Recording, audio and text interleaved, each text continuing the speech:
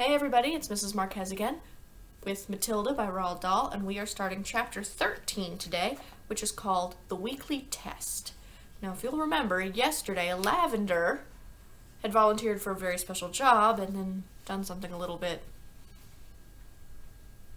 interesting. Let's see how that turns out. At 2 o'clock sharp, the class assembled, including Miss Honey, who noted that the water jug and the glass were in its proper place. Then she took up a position standing right at the back. Everyone waited. Suddenly, in marched the gigantic figure of the headmistress in her belted smock and green breeches. "Good afternoon, children," she barked. "Good afternoon, Miss Trunchbull," they chirruped. The headmistress stood before the class, legs apart, hands on hips, glaring at the small boys and girls who sat nervously at their desks in front of her. "Not a very pretty sight," she said. Her expression was one of utter distaste, as though she were looking at something a dog had done in the middle of the floor. "What a bunch of nauseating little warts you are." Everyone had the sense to stay silent. "It makes me vomit," she went on, "to think that I'm going to have to put up with a load of garbage like you in my school for the next 6 years. I can see that I'm going to have to expel as many of you as possible, as soon as possible, to save myself from going round the bend." She paused and snorted several times. It was a curious noise. You can hear the same sort of thing if you walk through a riding stable when the horses are being fed. "I suppose," she went on, "your mothers and fathers tell you you're wonderful. Well, I am here to tell you the opposite, and you'd better believe me. Stand up, everybody." They all got quickly to their feet. "Now put your hands out in front of you, and as I walk past, I want you to turn them over so I can see if they are clean on both sides." The Trunchbull began a slow march along the row of desks, inspecting the hands. All went well, until she came to a small boy in the second row. "What's your name?" she barked. "Nigel," the boy said. "Nigel what?" "Nigel Hicks," the boy said. "Nigel Hicks what?" the Trunchbull bellowed. She bellowed so loudly she nearly blew the little chap out the window. "That's it," Nigel said, "unless you want my middle names as well." He was a brave little fellow, and one could see that he was trying not to be scared by the Gorgon who towered above him.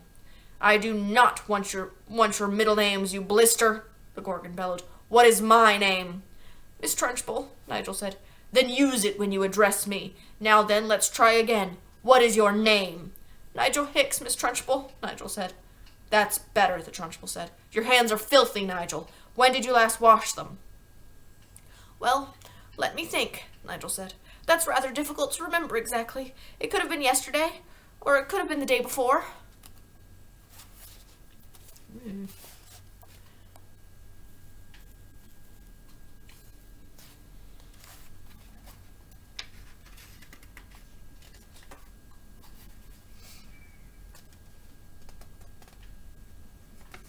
The Trunchbull's whole body and face seemed to swell up as though she were being inflated by a bicycle pump. "I knew it," she bellowed. "I knew as soon as I saw you that you were nothing but a piece of filth. What is your father's job? A sewage worker?" "He's a doctor," Nigel said, "and a jolly good one. He says we're all so covered with bugs anyway that a bit of extra dirt never hurts anyone."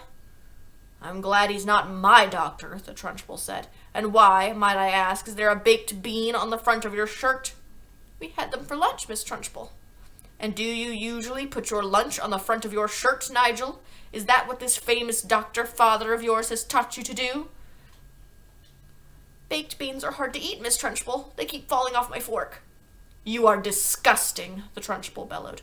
"You are a walking germ factory. I don't wish to see any more of you today. Go and stand in the corner on one leg with your face to the wall." "But, Miss Trunchbull—" "Don't argue with me, boy, or I'll make you stand on your head. Now do as you're told." Nigel went. "Now stay where you are, boy, while I test you on your spelling to see if you've learned anything at all this past week.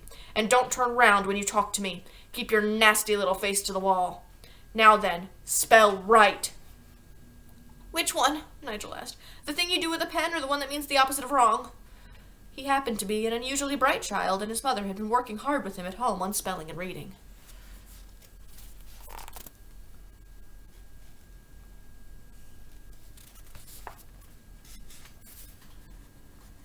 "The one with the pen, you little fool."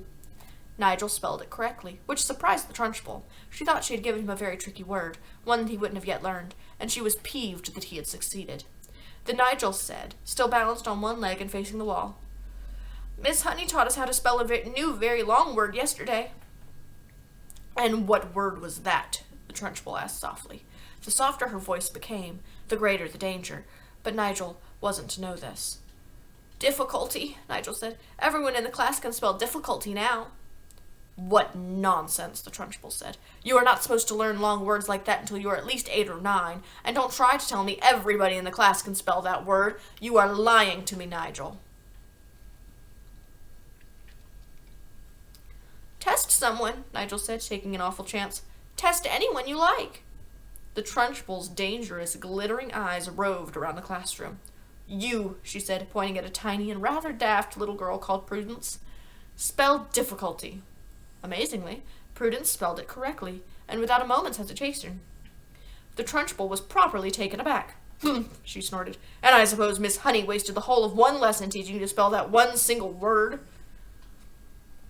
"Oh, no, she didn't," piped Nigel. "Miss Honey taught us to do it in 3 minutes, so we'd never forget it. She teaches us lots of words in 3 minutes.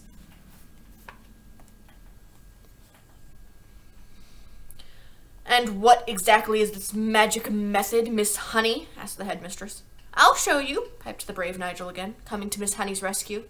"Can I put my other foot down and turn round, please, while I show you?" "You may do neither," snapped the Trunchbull. "Stay as you are now and show me just the same." All right," said Nigel, wobbling crazily on his one leg. "Miss Honey gives us a little song about each word, and we all sing it together, and we learn to spell it in no time. Would you like to hear the song about difficulty?" "I should be fascinated," the Trunchbull said, in a voice dripping with sarcasm. "Here it is," Nigel said. "Mrs. D, Mrs. I, Mrs. FFI, Mrs. C, Mrs. U, Mrs. LDY. That spells difficulty." "How perfectly ridiculous," snorted the Trunchbull. "Why are all these women married? And anyway, you're not meant to teach poetry when you're teaching spelling. Cut it out in the future, Miss Honey." "But it does teach some of the harder words wonderfully well," Miss Honey murmured. "Don't argue with me, Miss Honey," the headmistress thundered. "Just do as you're told. I shall now test the class on the multiplication tables to see if Miss Honey has taught you anything at all in that direction." The Trunchbull had returned to her place in front of the class, and her diabolical gaze was moving slowly along the rows of tiny pupils. "You," she barked, pointing at a small boy called Rupert in the front row. "What is 2 sevens?" 16, Rupert answered with foolish abandon. The Trunchbull started advancing slow and soft-footed upon Rupert in the manner of a tigress stalking a small deer. Rupert suddenly became aware of the danger signals, and quickly tried again. "It's 18. 2 sevens are 18, not 16. "You ignorant little slug," the Trunchbull bellowed. "You witless weed! You empty-headed hamster! You stupid glob of glue!" She had now stationed herself directly behind Rupert, and suddenly she extended a hand the size of a tennis racket and grabbed all the hair on Rupert's head in her fist. Rupert had a lot of golden-colored hair. His mother thought it was beautiful to behold, and took delight in allowing it to grow extra long. The Trunchbull has a great dislike for long hair on boys, as she had for plaits and pigtails on girls, and she was about to show it. She took a firm grip on Rupert's long golden tresses with her giant hand, and then, by raising her muscular right arm, she lifted the helpless boy clean out of his chair and held him aloft. Rupert yelled. He twisted and squirmed and kicked the air and went on yelling like a stuck pig.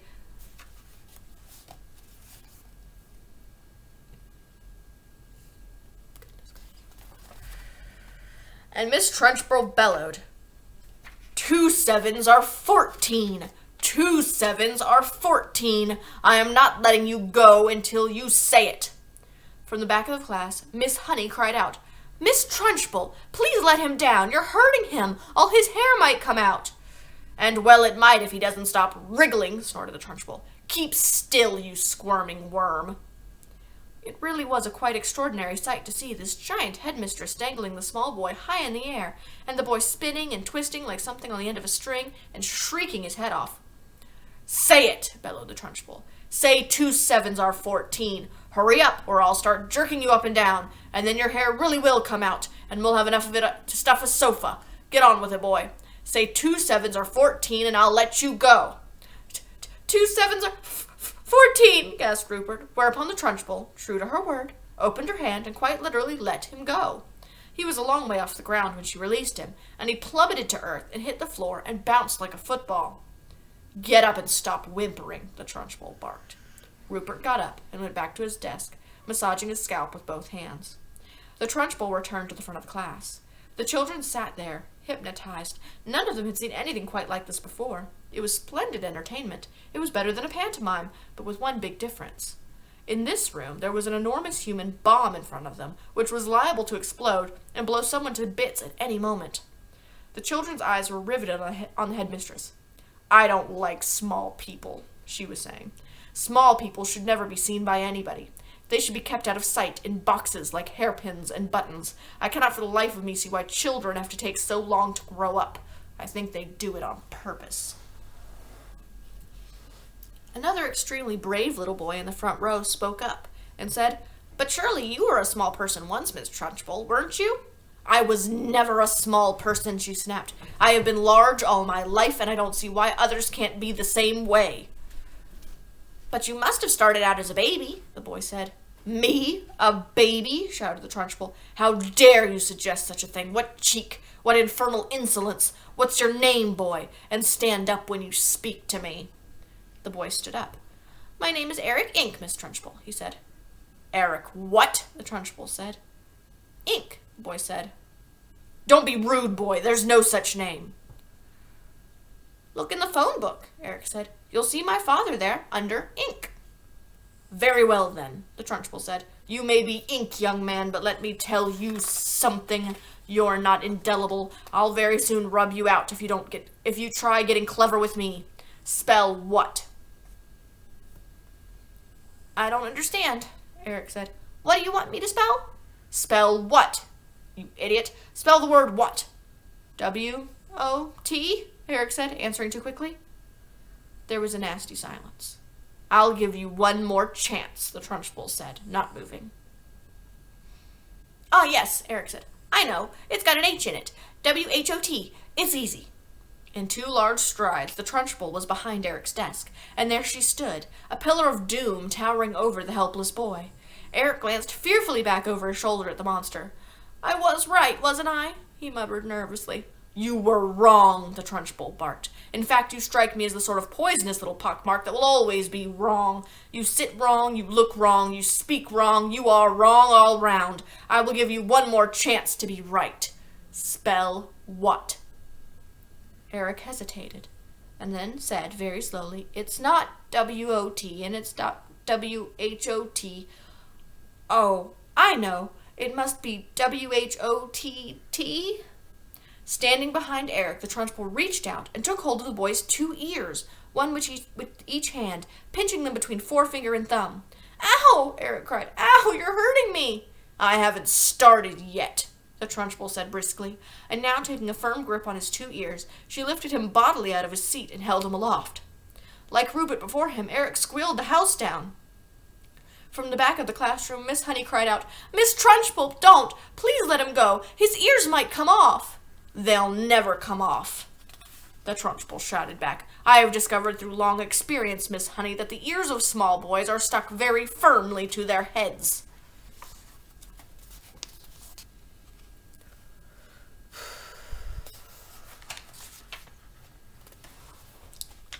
Let him go, Miss Trunchbull, please, begged Miss Honey. You could damage him. You really could. You could wrench them right off.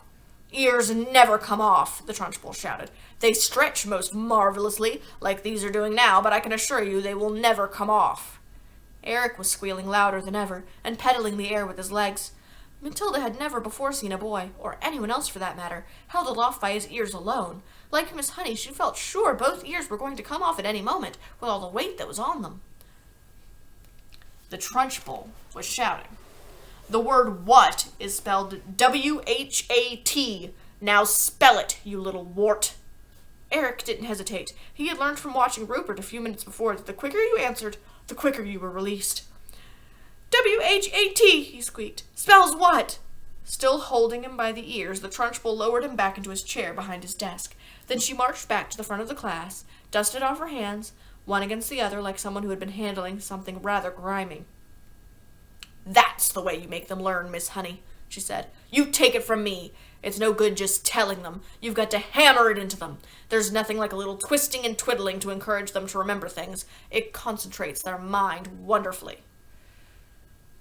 "You could do them permanent damage, Miss Trunchbull," Miss Honey cried out. "Oh, I have. I'm quite sure I have," the Trunchbull answered, grinning. "Eric's ears will have stretched quite considerably in the last couple of minutes. They'll be much longer now than they were before.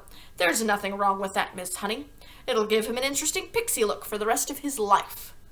"But Miss Trunchbull—" "Oh, do shut up, Miss Honey. You're as wet as any of them. If you can't cope in here, then you go and find a job in some cotton wool private school for rich brats. When you have been teaching for as long as I have, you'll realize that it is no good at all being kind to children. Read Nicholas Nickleby, Miss Honey, by Mr. Dickens. Read about Mr. Wackford Squeers, the Admiral Headmaster of Dotheboys Hall. He knew how to handle the little brutes, didn't he? He knew how to use the birch, didn't he? He kept their backsides so warm you could have fried eggs and bacon on them. A fine book that, but I don't suppose this bunch of morons we've got here will ever read it, because of the look of them, they are never going to learn to read anything."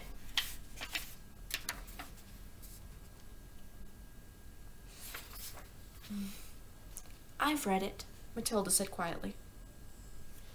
The Trunchbull flicked her head round and looked carefully at the small girl with dark hair and deep brown eyes sitting in the second row.